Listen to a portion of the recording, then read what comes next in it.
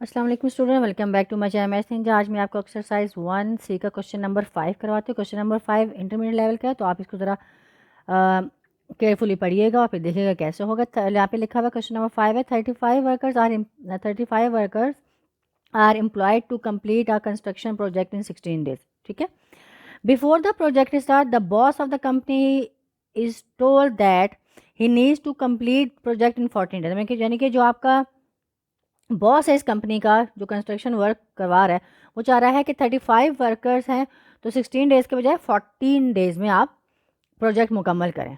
ठीक है, तो assuming that all the workers work at the same rate, how many more workers does he need employ in order to complete the project on time. मतलब कि of course अगर वो कह रहा है कि टाइम पे ऑन टाइम 14 डेज़ में चाहिए, तो ऑब्वियसली हमें जो वर्कर्स होंगे वो हमें क्या करने पड़ेंगे, इंक्रीज करने पड़ेंगे। तो हम ये फाइंड करते हैं कि how many workers we required. ठीक है, अच्छा यहाँ मैं लिख दिया लेट द वर्कर्स भी, हम उसको वर्कर्स को हम एक्स से रिप्रेजेंट करते हैं और नंबर ऑफ डेज को हम किससे करते हैं, वाई से करते हैं।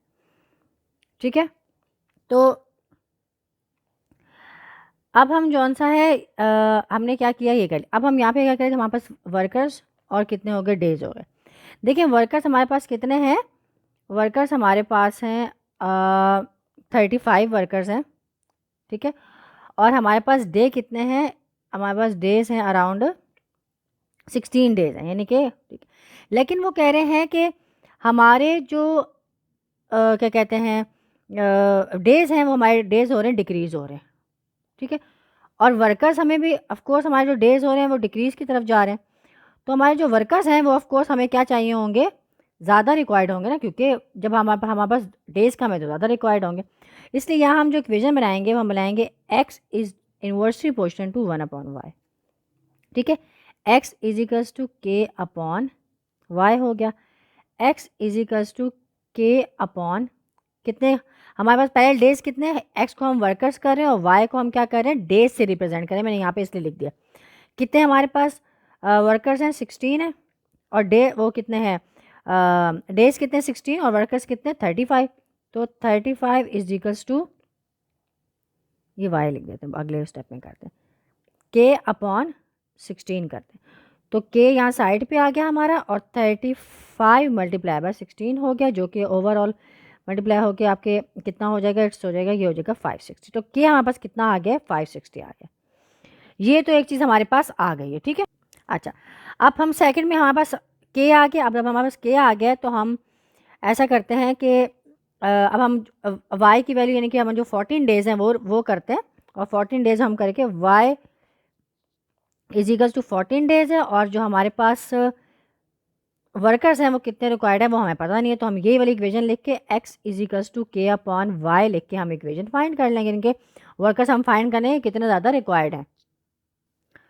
तो हमने यहाँ पे के कितना हमारा था 560 था, और वाई जो सा हमारे पास कितना है अब 14 है। ठीक है, क्योंकि वर्कर्स हो गए, सॉरी डेज हो गए लेस हो गए, तो 14 4 सा 56 होता है 0। तो हमारे पास जो डेज कितने आ गए वो आ गए 40 आ गए।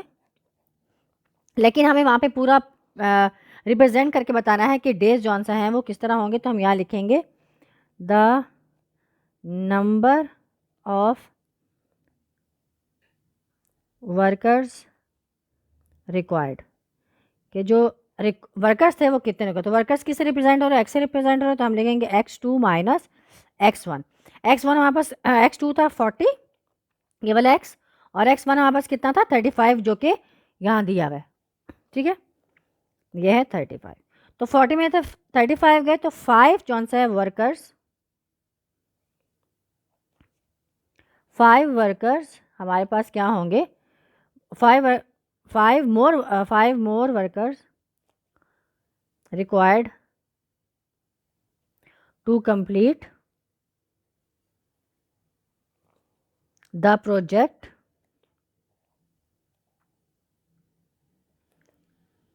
At time.